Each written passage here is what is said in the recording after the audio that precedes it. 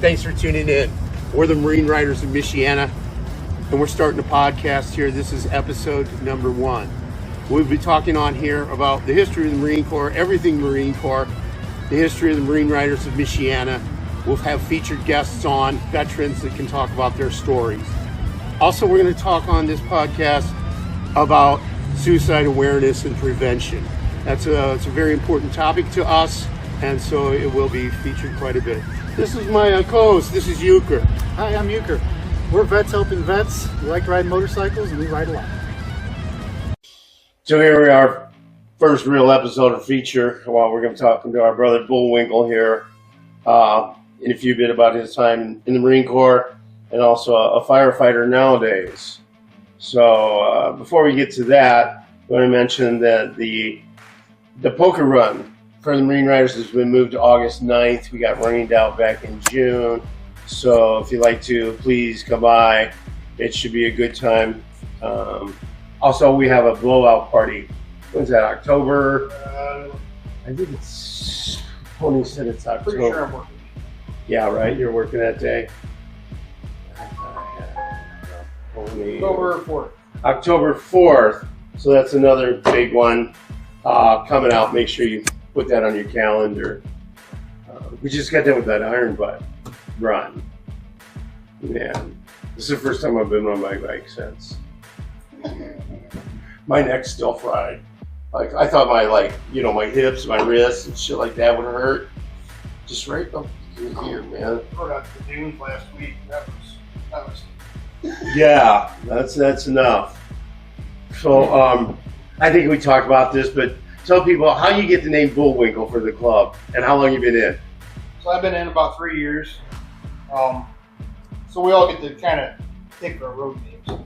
And they were kind of asking what guys call me at work. There's one guy in particular, he's retired now.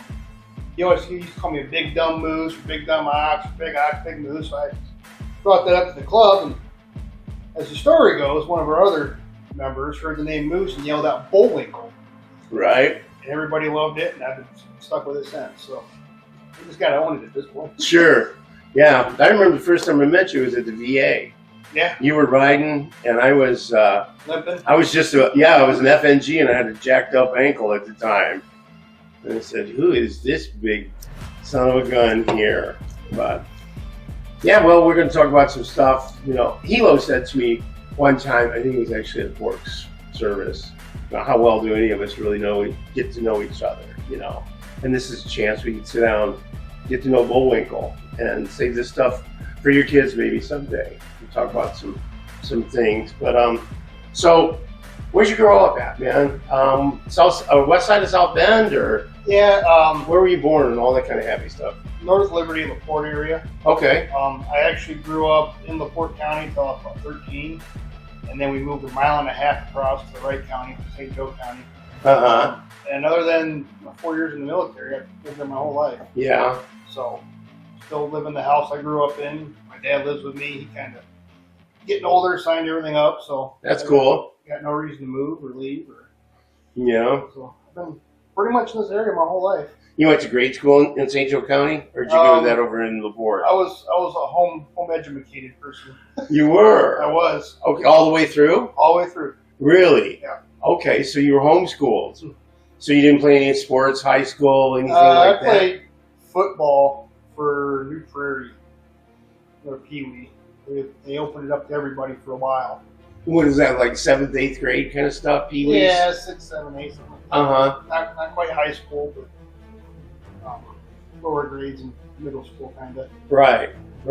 So I did that for quite a few years, and then got bored of it. Sure. And then how would you do as a student in school? You were a straight A student, Bullwinkle? I was top of my class. Were you really? Come on. So I went in my class, it wasn't hard to be top. That's true, since you were homeschooled. That's some funny stuff right there. It's right there. So when did you first start thinking about the military? I mean, did you come from a military family, or uncles and stuff like that? Or? So my dad was drafted in the Air Force for Vietnam. Okay. He was an AC technician. I don't know how to get that, but I was one of those kids growing up. I always wore camouflage. I always played military. everybody in my friend group knew I was going to go to the service. How early would you say? Probably 7 or 8. Oh, wow. Yeah, like everybody knew it was coming. We just So you played like Army kids and played in the woods. And... Yeah, I had camis from the age of like 6 to 7. So I always got to warm around, play with them, and it was kind of in the paintball and everything. So it just felt natural to go. Sure. What year were you born? 89. You were born in 89. Yeah. Okay. All right. So you knew that you were going to go into the military. Oh yeah. From the time you were 6, 8 years old, right? Yeah. So then you jump forward to that's 16. I mean, did you go in when you were right at 17? No, 18? I signed up at 18 initially, and then my grandfather had a 6-way bypass, and him and I were close, so I stayed back for a year, and I ended up going 2000 when I was 19. So I stepped foot on the Prince in October 10th, 2007. 2007 is when you went in. Yeah. So you're post 9/11. You know what you're getting into. Oh yeah, that's why I joined the Marines. I went and visited several recruiters, and every single one of them lied to me. You know, when you go to an Army recruiter, say, "Hey, I want to go to the infantry. What's my chances of going to war?" "Oh, you're not going." Oh crap! I walked in the Marines office. Like, "What's my chance of going to war if I join the infantry?" "Oh, you're going. You're the first one that's honest with me. Let's go." So, and that's. So you signed up. You signed up to be 0311. Yeah. I didn't go an open contract. I specifically asked for 0311. So you were guaranteed that. Yeah. To get to the school at least. Yeah. That doesn't guarantee that you'll make it through the school. Yeah, everybody did. Yeah. So let's back up a second. Since you're like post 9/11, going to the service, knowing what you're getting into, take me back to where were you at on 9/11? Did it have much of an impact? How old were you on 9/11? Oh, I don't know. Hold on. 13? Something like that. 12, 13. 12, 13. So I was in Fish Lake, Indiana, there in the port. And my mom was very involved with our local church. And we were actually cooking chili for a bunch of prisoners on work detail repainting the church. Okay. So it was our first time seeing it, and it was actually like a lot of these prisoners never really had TV, and we actually, our priest pulled everybody in. It was the first time these guys had seen TV in like 5, 6 years. Right. And we all sat down, ate chili, and watched it all unfold right there. So. Did it have a big impact on you, and you didn't make you like double down on joining the Marine Corps? You know, I think at that age you don't really know what's going on. Right. And then the war lasted so damn long. By the time I went in, I was like, oh, what's really going on there now? Yeah. There really can't be much. I mean, it wasn't going to affect the fighting. Wasn't going to affect whether I joined or not. I knew I was going in, but that length of time, it was more about getting in and being a Marine than it was anything else at that point. You wanted to get in and yeah. Okay. So tell me, how was your boot camp experience? Tell me some good stuff, Bullwinkle. I lucked out. So I was the first class. I think we were 32-14 or something like that. I was the first class to go through a new schedule. So if anybody doesn't know the history, years ago the Marines would get you go up an acre on the bottom of the reaper or the bottom at the end of the crucible. Okay. And then they changed it where you got a graduation day. And when I went through, I was the first class where they changed it back to getting it at the end of the crucible. Right. They give it to you. None of our DIs knew what the hell they were doing. They were going making it up day by day. So to say I kind of my whole unit kind of coasted through, would kind of be an understatement. I mean, it still sucked. It was still Marine Corps boot camp, but a lot of it was just waiting to see what was the next day because nobody really knew. So where'd you go through? Did you go through San Diego? Yep, I'm a Hollywood Marine. Okay. And what year did you go in? 2007. 2007. So you go through boot camp, pretty much regular boot camp. Yeah. Were you like a team leader or squad leader? made yourself as small as you could. Well, as small as Yeah. 6 or 7 I could. Yeah. We had enough troublemakers where I just kind of flew under the radar, and Yeah, there's enough other people to screw up. Yeah. We had. I never really knew what happened through summer. Yeah, he was a little short dude from Texas. Shout out. There you go. He had got really pissed off at the DIs. And we had this one dude, about 5'2". I always forget his name. Mean as everybody was scared of this guy. What? He would wake up at 2 or 3 o'clock in the morning to some noise, and he would just be hovering by your bed. All you could see was his eyes, just staring at you. Just a little freak, huh? Yeah, just to freak you out. Well, this recruit, he's like, well, I'm going to friendly fire your ass. Right to the DI's face. So they made him the guy in charge of the storage lockers. And about 3 o'clock every morning, you'd hear just this huge commotion. The DIs were in there taking all the soap, everything, just throwing it on the floor, trashing the whole place. You hear, Sumner, your locker's fucked up. And then they can go clean it every morning. So, as long as I didn't do anything worse than him, it was kind of, we kind of just coasted. Sure.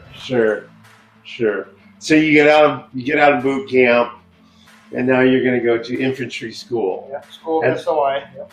And that's in Pendleton? Yeah, that was in Camp Pendleton, which is roughly only an hour away from San Diego. San Diego. Yeah, I was up in there. How long was your infantry school? Anything stand out about it, or? No, it was about 3 months. Pretty regular class, nothing really exciting happened. A lot of land nav and stuff like that? Yeah. Land nav, I didn't go for any specialties or anything. I was content being a rifleman. They all mentioned math or everything else. I was happy to be the dumb guy with the long gun. So. Sure. Now, when you say long gun, like what was your? M16A4. Okay. Yeah. That's kind of what everybody went through. Sure. So, after you got out of infantry school, is that when you went to 3-5 or? Yep. Okay. So graduation day. So usually between boot camp and infantry school, they give you a few days off. So I had like a week home with my family. Plus there was an influx of guys, so they were full. So after SOI, you graduated that night. You got on a bus and you drove to your unit. You got your assignment. Got on your bus, drove to your unit. Got hazed and the crap beat out of you all night because that's what the infantry does. It's tradition, so you don't really question it. But that's when I kind of learned how close my unit was to SOI. Like we were just up the road. SOI is the School of Infantry. School of Infantry, yeah. Okay, for the people that don't know what that is. So you're like just a couple miles. Yeah, within 10 minutes of me getting on the bus and getting yelled at again by the incoming crew. Our brother Euchre talked about when he finally got to his unit in Hawaii. They were all just yelling "boot, boot," and then it was on. You know. Yeah. And especially with any 5th Marine battalion, the 5th Marine Regiment the 5th Marine Battalion, regiment, is one of the most highly decorated Marine regiments in the history. And those guys, and we know it, they know it. So you have off the bat, you have a standard you got to meet. Sure. And they make sure you reach that standard. Yeah. So we're getting a little bit ahead of ourselves, but I wanted to talk about 3-5, the DarkHorse. That's who you went with, right? They have a history that goes back to Bella Woods in World War I. Yeah. Okay. Then World War II, Korea. Yeah, World War II, Korea. I know they were in Vietnam because it's on your patch. Yeah. And then also they were in Fallujah. Yeah. In Iraq, and what you guys were in the Battle of. Yeah. So it was actually 3-5 and 1-5, 2-5, and 3-5 were 3 of the battalions that actually earned the name Devil Dog. Oh, okay. Yeah. So they're the ones that earned the name Devil Dog in Bella Woods in World War I from the Germans. Yeah. They literally thought we were hounds and help because we wouldn't give up. So that's they named us Devil Dogs, and we were one of the battalions that actually helped earn that name. So when I say 3-5 or any 5th Battalion has a name, we have a name to live up to. Sure. And we make sure we keep it. And a proud heritage tradition. So you get to 3-5, and they haze the heck out of you, right? And then you start training, you start doing workups. Within 2 weeks, we were doing workups. So when I had got assigned to 3-5, those guys were just coming back from Iraq. I don't remember where in Iraq, but they were just getting back from Iraq. So those guys were already amped up, ready to go. And we had started within 2-3 weeks, going to different schools, we went to, I want to say, I can't remember if we did 2 mountain training schools. I can't remember if it was the summer or the winter we did when we got back to Iraq. Mountain survival schools. We went to Yuma, Arizona to do stuff out there, helicopters and all that. And did you cast rope and all that stuff? Yep, I was Kilo 3-5, which is my initial company. They were like the fast roping company. So a lot of the fast roping, a lot of the rappelling, a lot of helicopter stuff was all pretty much what we focused on in my company. So that's pretty ballin', man. So now this is probably around, you went in 07, this is probably 08 time frame, something like that. And you're doing a lot of training, you're getting to know the guys in 3-5 and all that kind of stuff. And how long do you do a workup before you deploy? I would say it was 9, normally you do 9 months. 9 months training? Yeah. Right. So it's 9 months, then 8 to 9 month deployment, and 9 months, 8 to 9 month deployment. So you can usually get, in a 4-year term, you can usually get 2 deployments. 2 deployments. Under your belt. And how many did you do? I did 2. You did 2? Yeah. Okay. So that's 2008.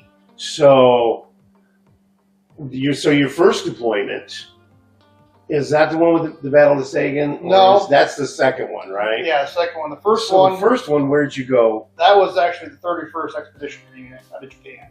Okay. So it was a 9-month booze cruise paid for by the taxpayers.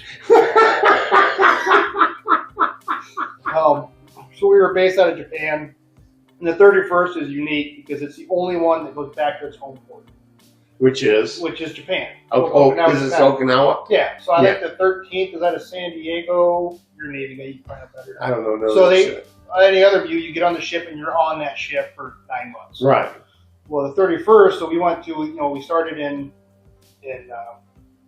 Okinawa, and we'd go to like Thailand, and then we'd go back to Okinawa.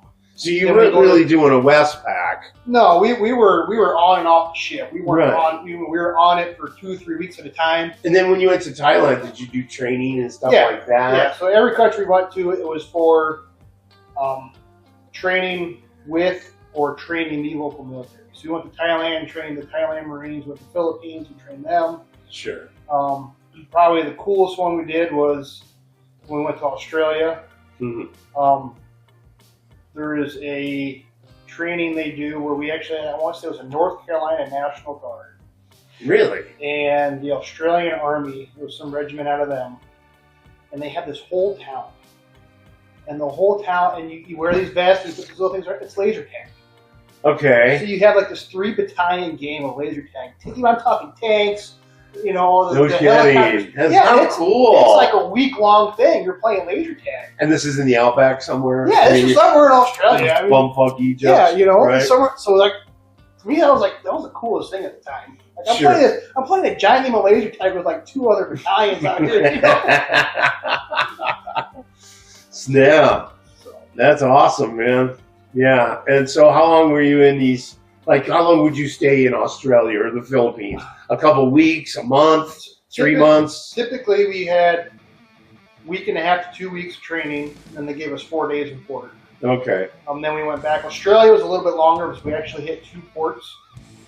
We hit Brisbane, then we hit Cairns, Australia. We actually hit 2 ports. We actually had twice as much short time then.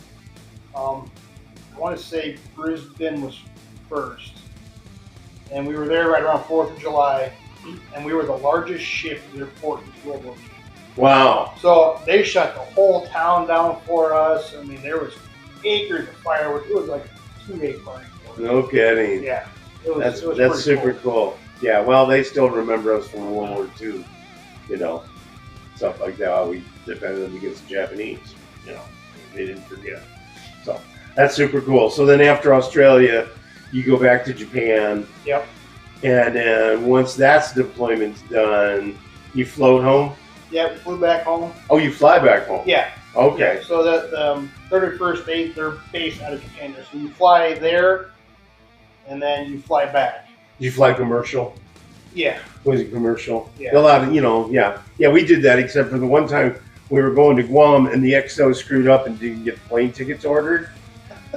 So we all had to fly in C-130s with jump seats. Freezing your ass off with a little box lunch, you know. But when we flew back commercial. And it was funny when we had our first flight. Here I am in my first deployment as a Marine. I'm all hyped up. Right. I'm watching the ground crew put duct tape on the engine because something was loose. So they're wrapping this engine with duct tape, and I'm like, I'm gonna die for my first deployment.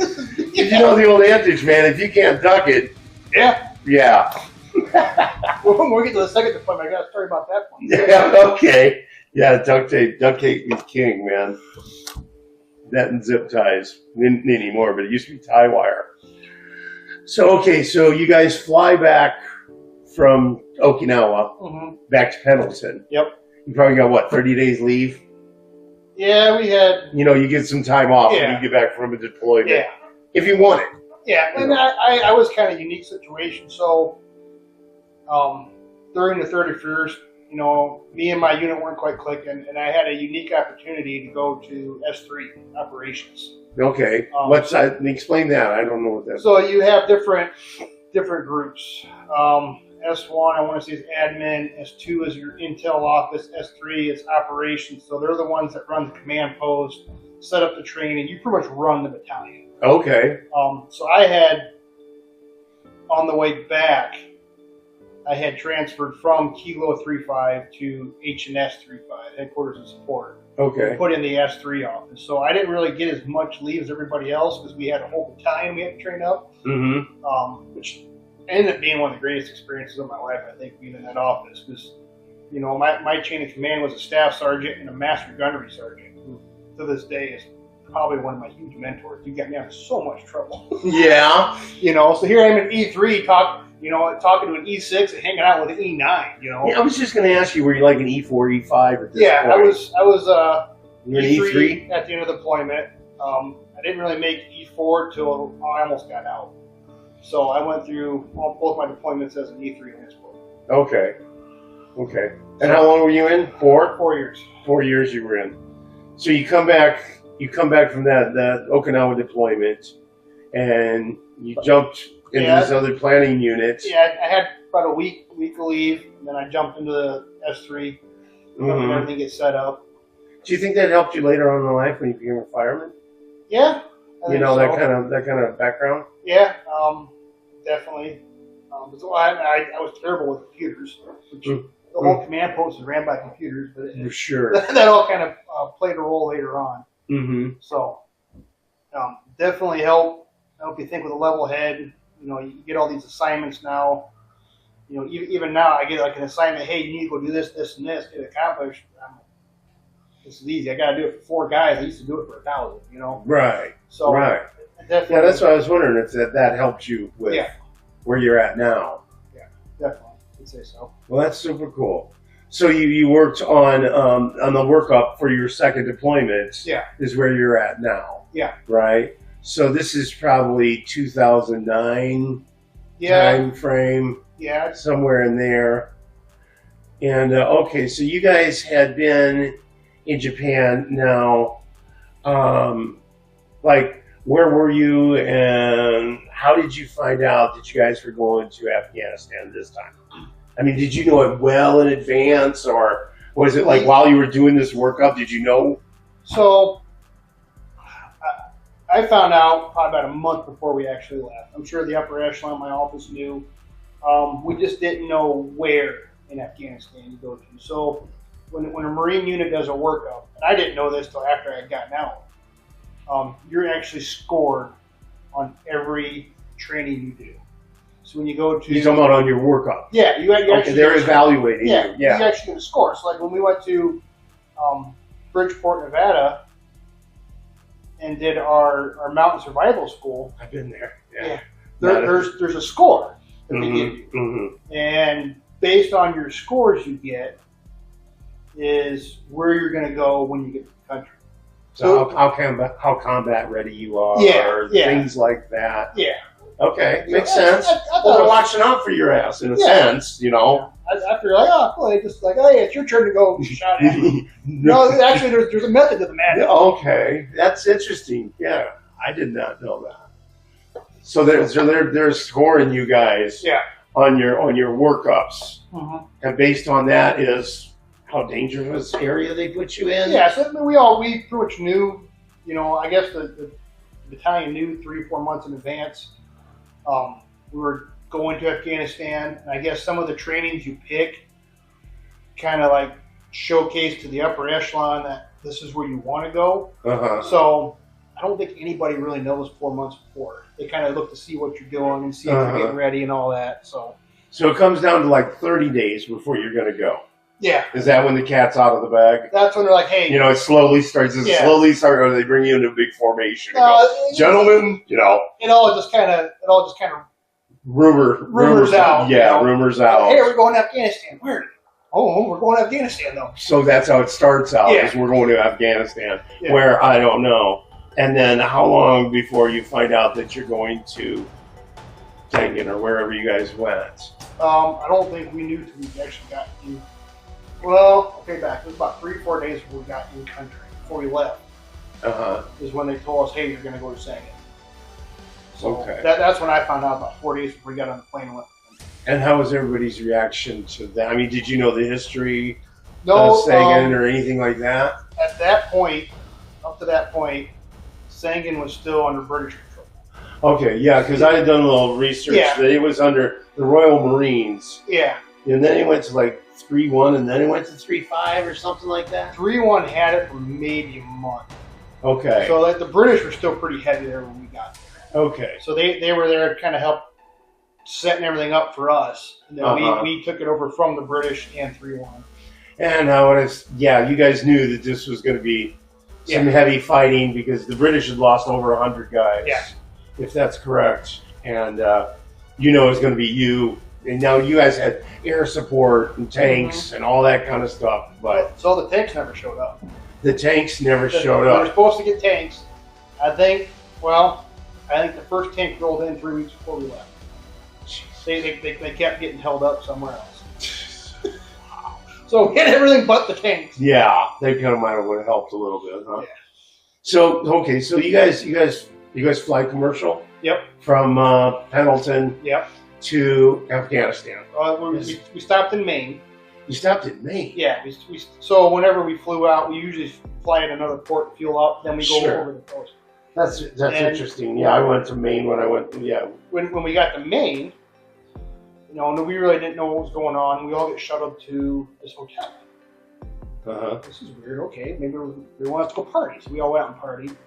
Come to find out, the primary fuel pump on the commercial plane took a shit. Oh no!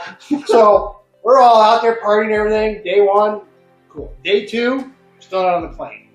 Day 3, like, all right, let's go. Thinking, hey, they got the plane fixed. Nope, we're gonna take the land route because there's parts on back order. So we flew on the reserve pump over the land route. So you went up into Canada and Iceland, Greenland. Yeah. So that if you had some problems, at least you'd be over. Yeah. Come down through England, France. As we would put it, at least they'd be able to find our bodies. Jesus Lord. So, and then we flew into Kyrgyzstan. Okay. Yeah. Kyrgyzstan is one of the stand countries besides Afghanistan, Uzbekistan, it was Pakistan. You went into Kyrgyzstan? It was somewhere in Kyrgyzstan. And then from there, we were there for 2 or 3 days, and we got on the C-130, and then we flew into Camp Leatherneck in Afghanistan. And Camp Leatherneck was down by Kandahar? Yes. Okay, so you didn't even go to Kabul? No. Okay. No. So when you got to Kyrgyzstan, and you first got off. They first opened the door. Like, was it hot? Was it cold? Did it smell like camel ass? I mean, it was more. It was, to me, it was more like a Russian thing. You didn't really get the whole Middle Eastern. It was more like a Russian vibe there. Yeah. And there was an American base there. I'm not gonna get too much into it. But I don't know how much they want to disclose on it. But it was, there was. Yeah, I've heard of it. I've heard of it. We won't talk about it. Yeah. You were surrounded by Air Force guys and everything else. It was like another base. You're in another base on another country. Yeah. But it was mostly like Air Force guys. Yeah. If that tells you anything. Yeah. Yeah. We may have gotten a couple of fights. That's not a fight. No, I'm joking about my Air Force friends out there. Sorry. But yeah, so you were there for 3 or 4 days. Yep. But it didn't really, there was it's just wide open prairie kind of land. It was mountainy. It was.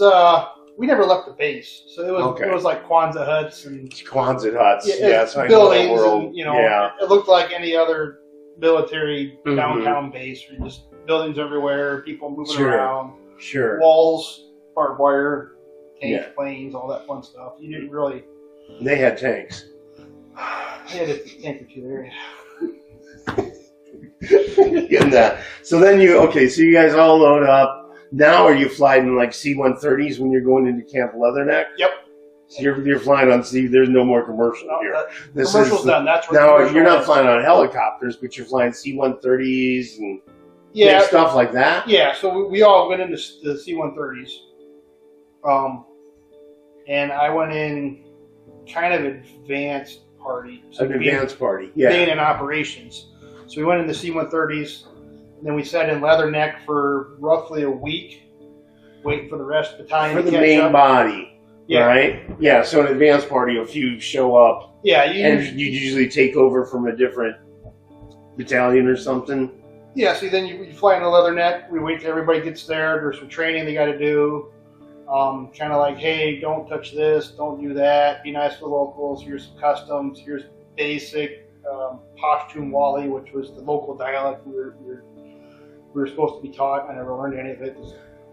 You didn't learn any of it? Damn, I was just going to say, there's one phrase I always remember. Oh, Lord, here we go. Yeah. And it was, Wudrage Lasuna Portake. Let's say it again. Wudrage Lasuna Portake. Lanasuque. Wudrage Lasuna Portake. And stop, get down, or I'll shoot. That's the only one I remembered out of everything they taught us. But you still remember it to this day. Remember it. You remember that probably till the day you die, right? Stop, get down, or I'll shoot you. Yeah. Okay. So you got local customs and all that. They give you little classes on, hey, this is what they find offensive. Don't do this. Don't do that. This is what they like. And then we got on.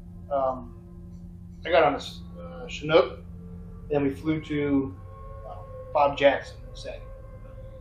Okay, so what you're getting at is you've got Camp Leatherneck, which is the main base, and then you have these FOBs that are set out. They're forward operating bases that are outside of the main area.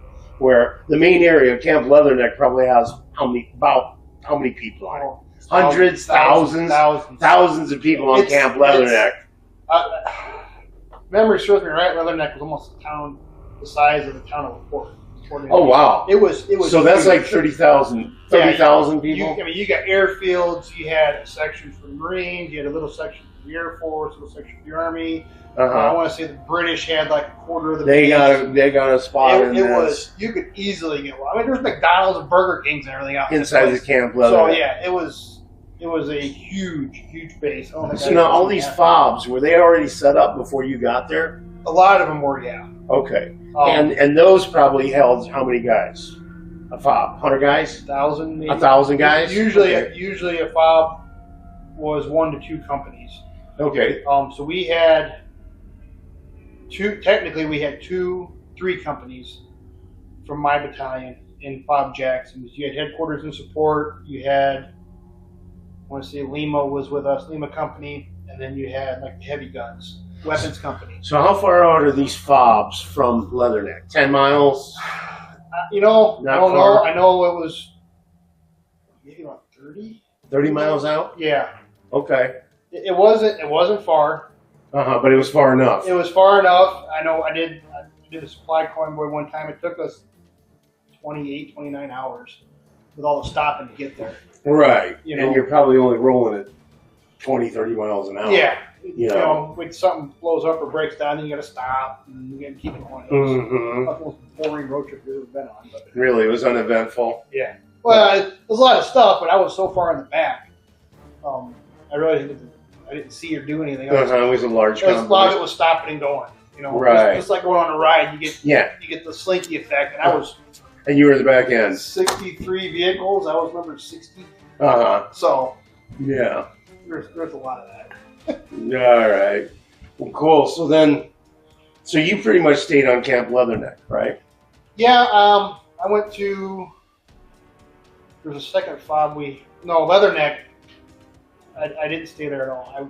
I flew into Chinook to Bob Jackson, and that's where I spent my deployment. Was on Jackson. Oh, okay. So Yeah. you spent your deployment out at the FOB, not at Leatherneck. Yeah. So your whole command post goes with you. So our command post was at Bob Jackson, so that's where I was at, and they would report back to the higher ups and the generals and all that at Leatherneck. I gotcha. So, yeah. And each one of these FOBs would be Yeah. in common with the main body, Yeah. if you will, at Leatherneck. Yeah. Yeah. So the British had been fighting with the Taliban before you guys got there. Yeah. Right? And did most of the fighting go on, I imagine, out at these different FOBs? Oh yeah. Or did it happen, at Camp Leatherneck? I would think they would attack the FOBs more, They right? were attacking the fobs. Once in a while at Leatherneck, when I was there, you hear a couple pop shots. What made us unique is since we were the first American battalion there. I mean, yeah, 2-1 was there, but they weren't there long. They were more or less setting things up, so they didn't really leave too much. We were the first American battalion there. The Afghanis wanted to test the waters. Well, this was their first taste of the big bad Americans that they've had. So they were unusually aggressive. And the second factor in all this was that was their opiate processing capital or whatever. That was like their main town for all their money and everything. Yeah, that's right. So around this area is where the Taliban had their poppy fields where they made all the money off the drug trade. You could walk, you could sit up on the wall and you'd see poppy fields for miles. Really? Yeah. Yeah. Well, that's their money. Yeah. So they're going to protect that at all costs. Yeah. So you're talking about where Jackson was. You were almost like in the middle of a poppy field. Yeah. Well, we were in the middle of the poppy field, and I want to say our southern gate opened up into the city's marketplace, bazaar. Okay. So we were like right next to the town.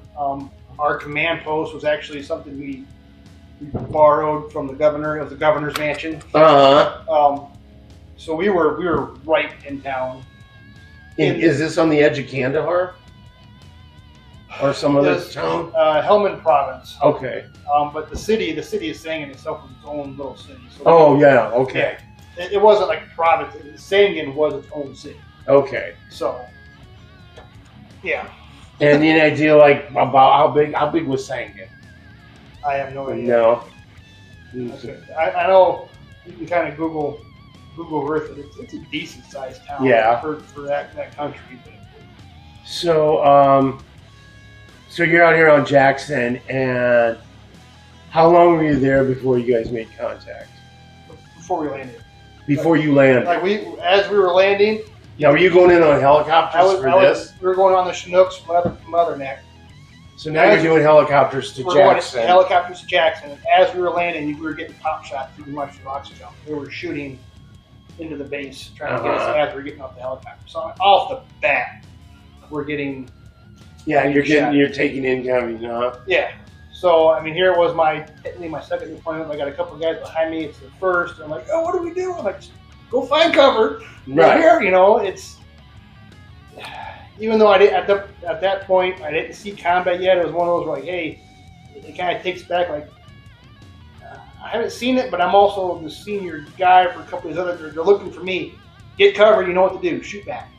So we got off on the landing zone, I think we hung it right, coincident enough, right next to the Italian aid station. This little aisleway. Smart dude. This little aisleway, and then we ended up going up on the wall and helping defend with the British in 2-1. It was just, we weren't ordered to. It was like, oh, this is what we're doing. All right, You just went up on the wall and go. started returning fire. Yeah, And the British we didn't know what we were shooting at. We knew there was a town out there. We were getting fired in this direction. So we just started laying fire back. So eventually they stopped. Yeah. So now, when you got these firefights like that in that area, I mean, was the enemy like, you know, within eyesight? I mean, they were 500 yards away, or were they? They weren't up close. No, it was hard to say. But, you know, to the west of us, I remember my directions right. It's only been, what, 15 years? Right. To the west, there was a lot of poppy fields. To the east was poppy fields. To the south, you had the city. To the north, you had more poppy fields, a couple of the houses, and you had mountain range. Mm-hmm. So it can either be from these houses, they could be hiding in the fields, they could be shooting at us in the city. So you could get urban engagements, and then you could get like rural engagements out of the poppy fields. In the same base, you know. Yeah, in the same day. If you figure our base is a square, 1 square is city, and 3 squares are urban and field. Right. So it wasn't uncommon for us, like, oh, we're shooting over here today. Cool. Uh-huh. So you guys got contact when you first landed, and this went from the fall through the winter? Yeah. October, September? September is when we left the United States. September 1st when we left the United States. Is when you left the United States. Yeah, so we're looking mid-September, end of September is when we actually got in the country. Right. And then you were in firefights till like after Christmas, first of the year? Yeah, I don't think the firefights ever stopped. So the majority of our losses we had, I'd say probably in the first 3 or 4 months. And then we just got sick of their shit and just started bombing the hell out of them. And then it slowed down. They realized they didn't want to mess with us too much. Would you start bringing in like aircraft? Or was it more like mortar? A lot of mortars, like warthogs. Warthogs. I wish I had some videos of some warthogs, Apache helicopters. We brought in Hellfire, missiles, Hellfires, SAMs, anything we could. We kind of just flooded the area and like, well, no, what, screw you. Right. You know, we're done. We're done with this. Yeah. So we had, after we landed, we had about 2 weeks, and the term we used was left seat, right seat, where you follow around the British in 2-1, and you kind of look at their lead, see what they do. And then there's a week where you're on you take command of the base, and then they kind of like help guide you in different things. It's kind of like a changeover. Okay. Yeah. Okay. It's almost a 2 to 3 week process. So they're showing you the ropes pretty much. Yeah. Before they dip out. And I don't even think we had command yet when we had already taken our first set of casualties, like 3 guys in 1 day. And you guys were still in the transition. And we were still in transition. 3 guys in 1 day. Yeah.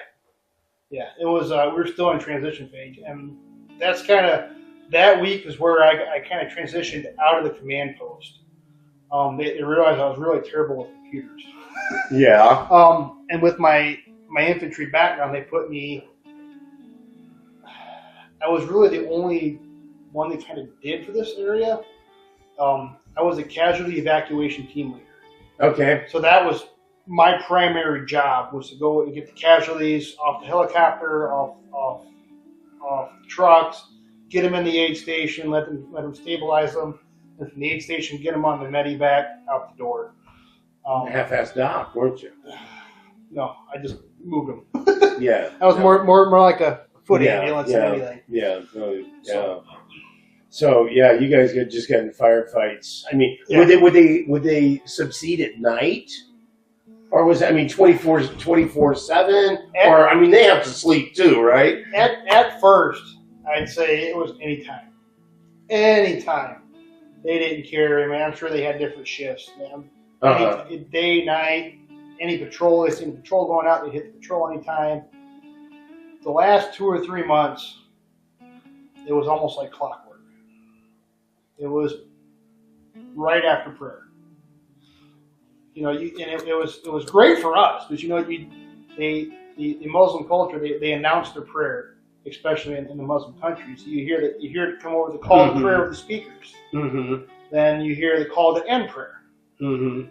And sure as shit, 5 minutes after the end of prayer, we started getting shot at. That's jacked up. So, at first it was free for all. Who knows when?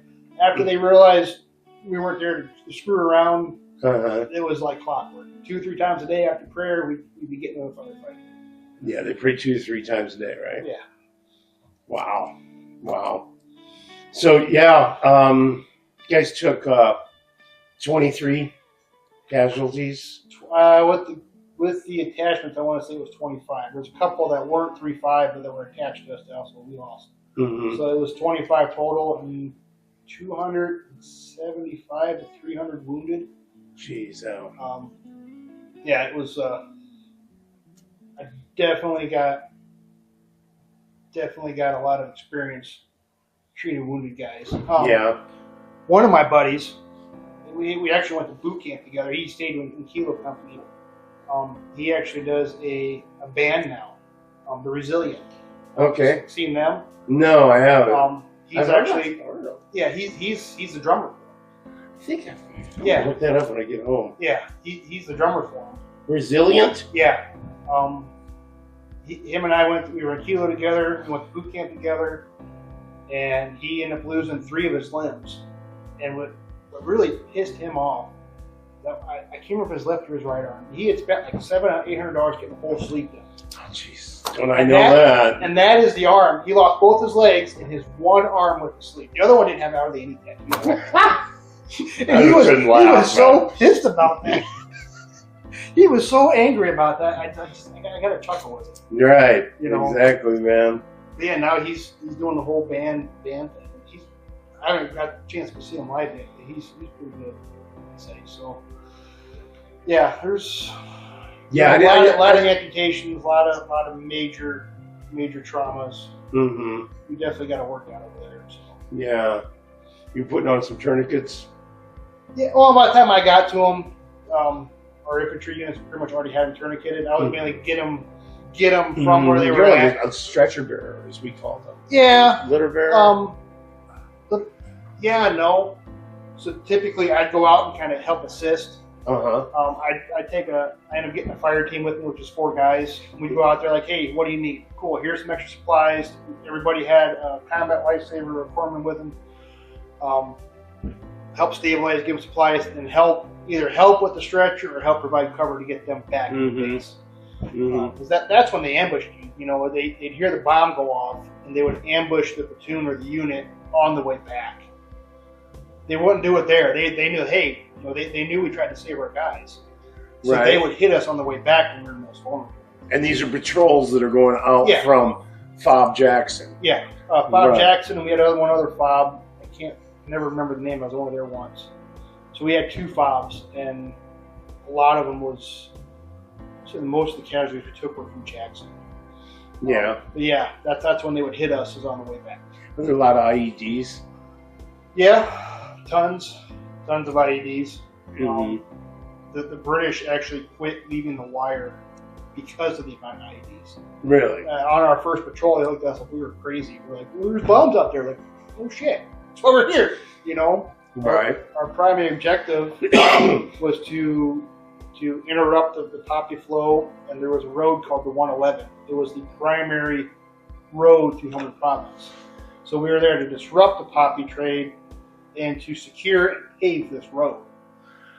I did see something about that. Yeah, that you secured it, because before that, the Taliban just controlled the road, and I almost had it like a toll road. Yeah. If you will. You had to pay them or give them something to get passage to it. And you guys were like, that's bullshit. Guess what?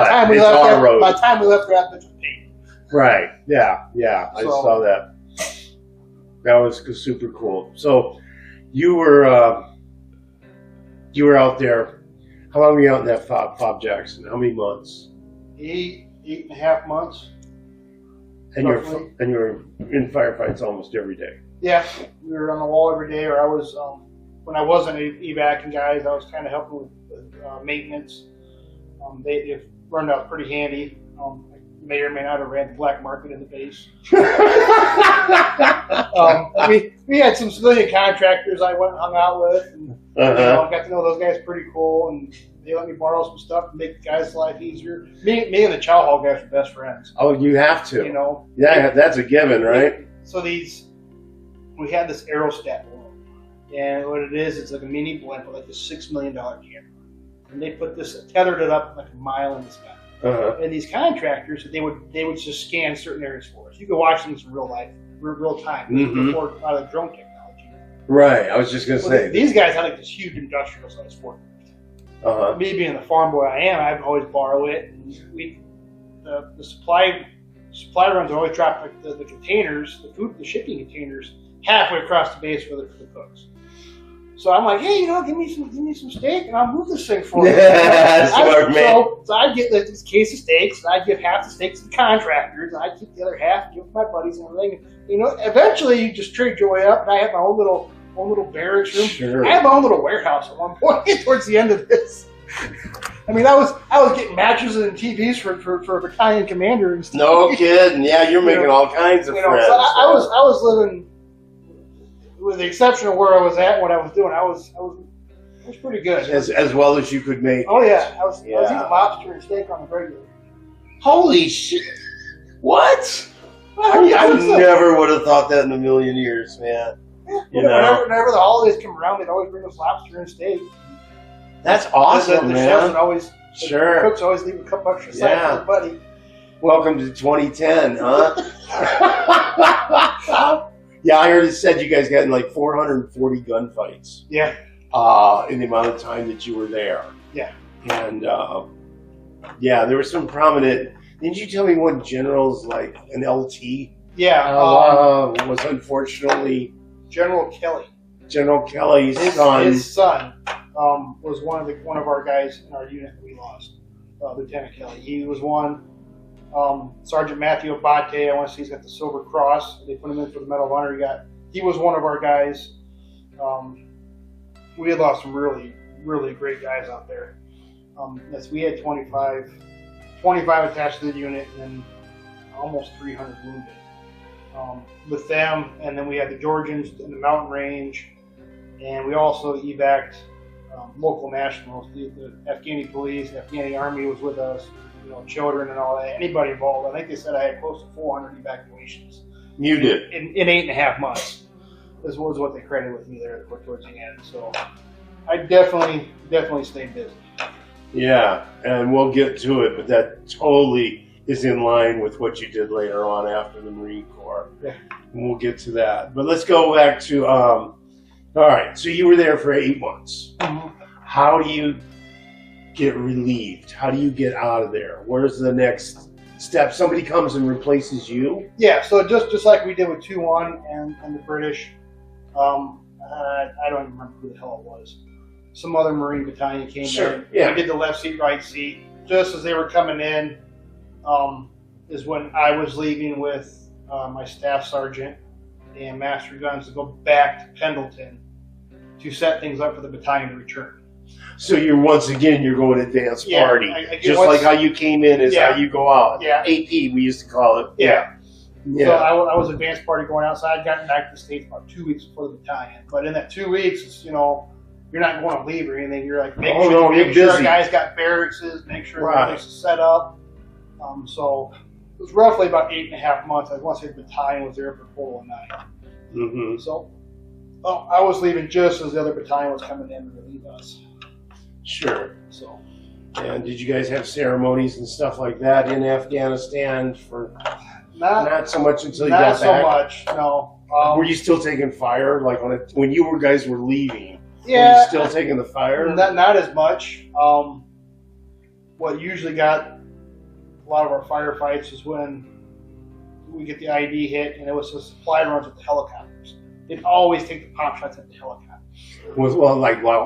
AKs, whatever they had. Oh, just AKs shooting at a helicopter. They didn't care. They just shoot the helicopters. Actually, so about halfway through, we had this, one of our platoons was pinned down just outside of the city. and they called in for the Apache helicopter support. And the helicopter comes in, throws its its missiles out, turns around, and you hear 2 or 3 pop shots go off. This helicopter stops midair, does a 180, opens its Gatling gun, fires into whoever the hell is shooting at him, does another 180, and just leaves. Like, screw you. Wow. You know, I thought you were going to tell me like you got shot down or something. No, I have the video somewhere at home on my hard drive. I got a hard drive full of some of this stuff. But yeah, it was just crazy watching this guy. You shoot all his missiles off and leave, pop, pop, pop. I don't know if they hit him or not, but he just like stopped, 180, emptied his gun, and just went back to base. I'm like, that is the coolest shit. That sounds like it, man. What, did you have somebody taking video and stuff? We all did. We're recording it and Yeah. stuff. This is the time of barely of like cell phones and stuff. Yeah, we all have cell phones. Because of the amount of losses, we actually got a lot of media coverage. MSNBC was there. We had New York Times was there. So we had a lot of media coverage. So there was a lot of pictures floating around at the time. We'll have to pull some of that stuff up, with this.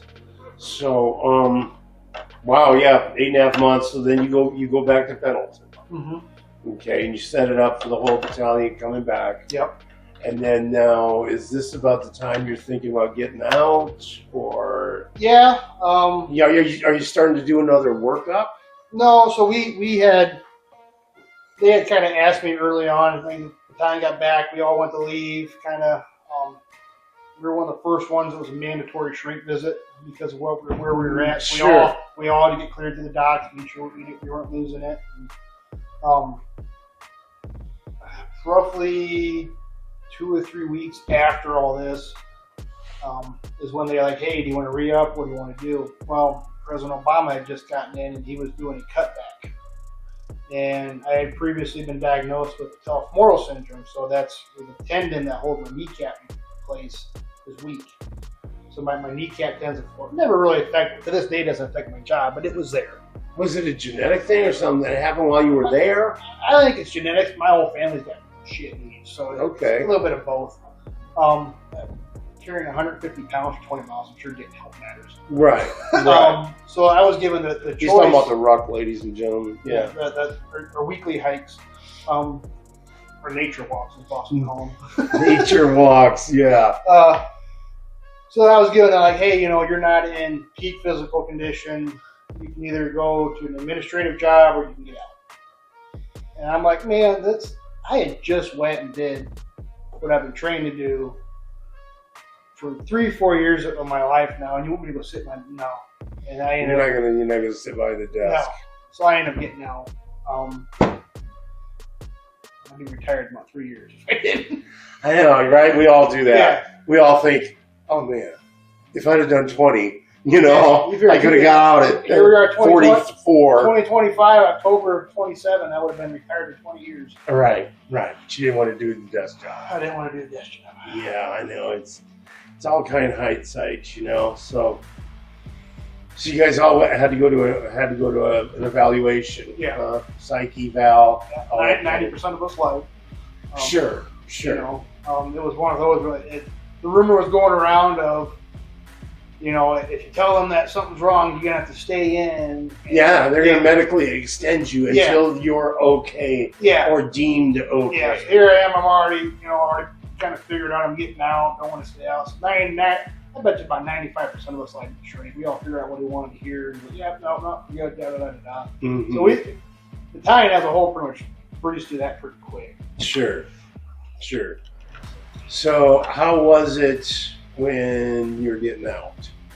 It wasn't bad. Did you come back to? Yeah, I came back to Indiana. Right? Yeah. I loaded up a U-Haul trailer. I had an apartment. I was already married and divorced at the time. Every Marine gets married and divorced when he's in the service, but so I already had a decent amount of stuff. I loaded up a U-Haul trailer, got in my truck, and drove all the way back. All the way across country, huh? Yeah. Went back to where I still live now. My dad's a truck driver for Kingsbury Elevator, and they were looking for a mechanic. And growing up, I worked on the farm, worked on his semi. He was owner operator growing up. I went and started working for them, and so I had kind of had everything almost set up before I even got back. You know, I had a place to live, I had a job. Mm-hmm. You know, mom and dad were still together, and I just kind of ran with it. Probably had some leave built up or something, so you used that. Yeah, I had probably about 3 weeks, Mm-hmm. so I had burned the leave up. Yeah. And- Did you get out like what I did? I got out 3 weeks early. Yeah, I was like, I gave the last 3 weeks. Yeah, well, I just clipped it on there, you know. They kind of hauled the paperwork out, so they never actually put 4 years on my paperwork.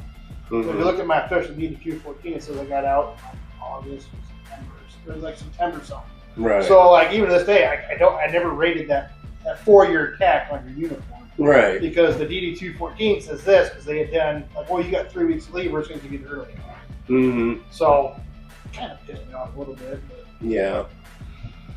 I Yeah. was out. I didn't care at the time, so Yeah. now I want that tack on my uniform.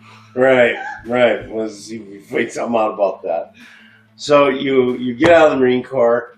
No reservations. You're happy, fulfilled with Yeah, your time in the Marine Corps, yeah. all your service and stuff.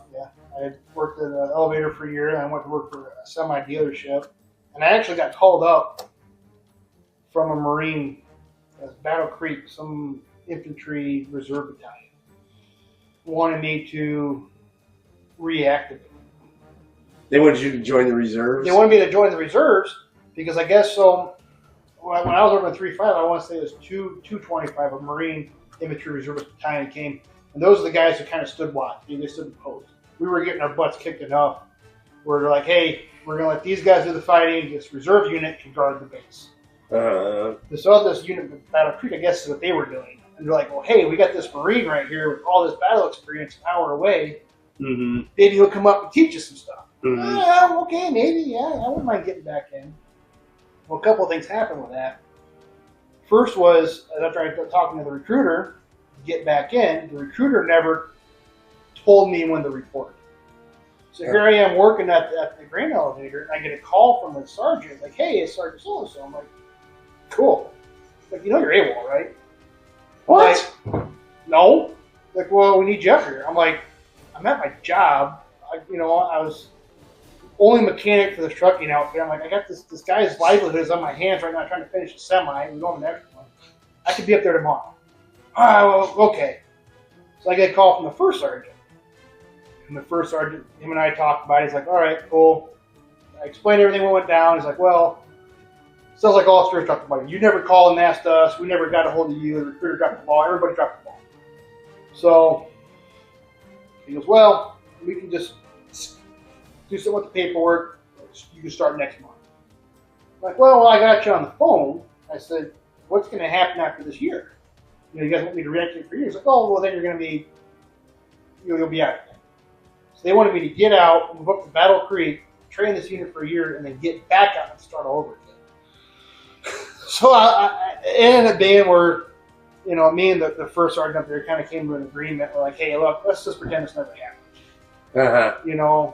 The paperwork never really got filed, so technically I was in this Marine unit for 2 weeks, but to keep my record clean and everything with the mix-up, he kind of just never happened. Sure. So, sure. Yeah. So, how old were you when in? You went in, you were how old? 19. 19. And so when you get out and you're working at this grain elevator, you're 20, 21? 22? No. 20, 23. You're 22, 23, yeah. That was, okay. I turned 21 on my way back from Bridgeport. Okay. Second time around. So yeah, I was 21, 22 in the pants, and something close to 23. when I got 23 at this point. Yeah. Right. So you work at the grain elevator. You're working on semi trucks as a mechanic. That was their only mechanic, hitting their Mhm. trucks and trailers and whatnot. And how long do you do this before? So I worked there for roughly a year. Then I went to work for Whiteford Kenworth, which is a semi dealership in South Bend, about 3 years. Then I went back to Kingsbury Elevator. And during that time, it's when I had signed up to take classes to join the volunteer fire department. Okay. So I was working there during the day, and then at night going to fire academy. So what made you? And this is a volunteer fire department at this point. Yeah. So you're not getting paid. No. What drives you to do that? What makes you want to do this? I mean, you got a full-time day job, right? Yeah. And you're single? I was single. Right around the time I had met my wife, we had just started dating. You just started dating. Yeah, at this I think we were starting the date when I was still working for Kenworth, and then we were starting to get serious and all that when I was going through the volunteer fire department. Yeah, well, probably right before I had left Kenworth, went to Kingsbury. We had gotten married. She was roughly 7 to 8 months pregnant when I graduated fire academy. Okay. So yeah, it was all kind of switching jobs, going to academy, right, getting married, baby on the way. Yeah. Yeah. So you go to this volunteer fireman academy. Yeah. And then where do you get stationed somewhere? I mean, not stationed, but you're a volunteer fireman. Yeah. So X place. So where our county works is it usually goes by municipality. So South Bend Fire only takes care of South Bend. Mishawaka only takes care of Mishawaka. Right. I had volunteered at the time. It was called Warren Township on the west side. So that is where I was stationed. I was at one of their 2 stations. Being a volunteer, you just kind of come in for the big calls. You know, if you hear a fire come out, you come in, you grab some equipment, you go to a fire, you help them out. So that's where I had started out. Wasn't really stationed anywhere. Stuff was in the back of my truck, and you went where you needed. We had 2 stations at the time, so you just went to the closest station, grab the truck if it was available, go to the scene and help out. And I imagine very fulfilling. Yeah. You know what I mean? Helping people, and I mean, did it have any, like, I don't know, ties back to what you did in the Marine Corps in, like, you know, an emotional way or anything, man? I wouldn't say really emotional. To me, it was another brotherhood, another group to join. See, there you go. I was wondering what. Yeah, there was a hole, and coincidentally enough, I wanted to be a donut eater going in. I'm like, I'm gonna get out of the Marines, gonna be a cop. I was trying. You just want to be a donut eater. So I got out. I'm like, I'm gonna go try this. The station was like 10 minutes from my house. I met one of the other volunteers there. Got an application. They just kind of took off from there. Mm-hmm. Our fire chief at the time reminded me a lot of my master guns. Kind of the same mentality, same temperament. Sure. So him and I ended up being really good friends there towards the end of his life. I just took off with it, fell in love with it. Right. And so then, how long were you a volunteer fireman before you went to South Bend? I never went to South Bend. Oh, okay. I'm still with the same department. We just changed names. I see. So after a couple of years of volunteering, I finally got all my certifications. I started working part-time. And then I did that for roughly a year or 2, and then I got hired full-time at the department. So then I was up on Station 18. I went between the 2 stations for several years. And that I had really given up the whole mechanic thing full-time. To this day, I'm still their mechanic there at the station. There's 2 of us that run the whole fleet now. So it just kind of just felt right. Just transition right into full time. Sure. Love doing it. Still love doing it to this day. How long have you been doing it full time now? Roughly 6 to 7 years. 6 to 7 years. Yeah, somewhere in there. It goes by quick. So. Yeah, man. But you've worked your way up the ranks. Yeah. I mean, what do you start out as a lowly fireman? As a fireman. You're just a fireman? Or? Yeah. So to me, it was always building up to the next. As a volunteer fireman to, hey, I'm a part-time fireman now. All right, I'm full-time now. This is my job. To 2 or 3 years after I got hired full-time, there was an opening for captain. I applied and I had gotten the first one. I got past the second one. I had gotten the position of captain, which is where I still am now. So eventually, maybe if I'm ever smart enough, go up to chief. But, hey, man, you're a captain in the fire department. Yeah, it's a life full of service. So you were saying you're one kid back then. So and then you guys got married. Then you had another kid, right? You got 2. We got married first. My wife is a very devout Baptist. So Okay. we waited till marriage before we had. Sure. Before she let me do what I needed to do. I'm sure she's going to love that when this comes out, or when your kids see this about 30 years from now. That'd be great.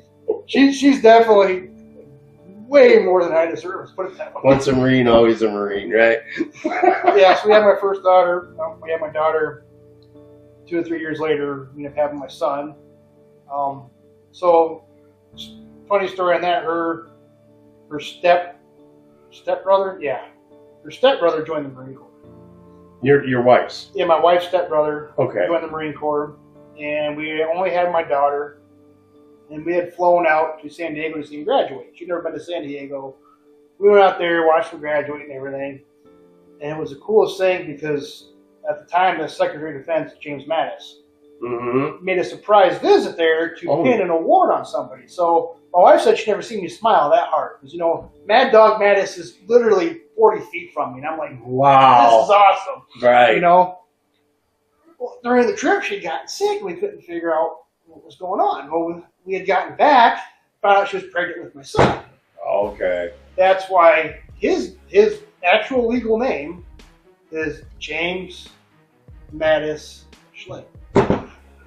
That is no shit on his person. And I'm surprised as hell I got my wife to sign off on it. Did she know? Oh, she knew. Okay, She's all like, right. I'm like, hey, this is what I want to do. She's like, well, I'm going to do some research. She's like, man, this guy's really kind of a badass. She's like, yeah.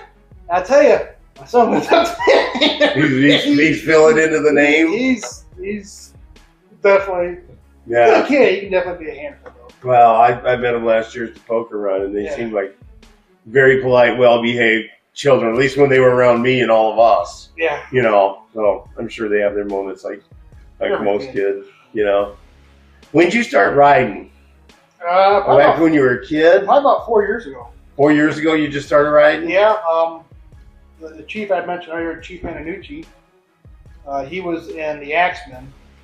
Okay, yeah. He was in the Axemen. That's a firefighter motorcycle club for those of you that don't so know. I'd always kind of been curious of it, so I got myself a little Honda Shadow 350 4-wheel, little tiny one. Yeah. My wife said I looked like a clown on it. That's how you're supposed to start, though, bro. Yeah. So I had that for about a year, and I could never keep it running. It broke down on 2 or 3 rides, and I got the one I got now. And then I was going back and forth between the Axemen. I'm like, being a fireman is awesome. It's a very fulfilling job. But firemen talk about the firehouse when they're not at the firehouse. Right. So I was looking for something else, something to get away. As much as I love my job, you got to have that break. Right. And I started looking for Marine clubs in the area. And really the only one in this area is Marine Riders. Except like the Marine Corps League or hanging out at some VFW or American Legion. Yeah, but I really wanted okay, let me go. I love riding. Let's combine 2 of them together. Sure. So, and that's where I found the club, and it's been about 3 years ago. Man, that's super cool. Well, is there anything you want to talk about? In conclusion, anything we left out, or? No. I mean, I think we went pretty much at it for a little bit there. Huh? Yeah. All right, man. I appreciate you coming on, man. Yeah, no problem. And we're going to have another episode where, man, up at Nationals, I met this dude. He's from Appalachia. There's only like 5 of them down there by Johnson City, Tennessee, in that area. Mm-hmm. And I met this guy who was an independent duty corpsman, 25 years. And he did his first with 1-3, I think. Okay. And then he was in FMF corpsman for his first, I think, couple of tours. And then he went off and he became a bubblehead doc. Independent duty corpsman, he could operate without a surgeon around. He's got some pretty interesting stories. We're going to have him come on.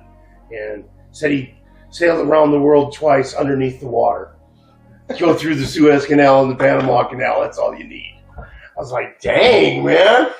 So we're going to talk to him next. And, until next time, thanks for tuning in. Thanks for watching this episode with Bullwinkle, and we'll talk to you soon. Semper Fi. Peace out.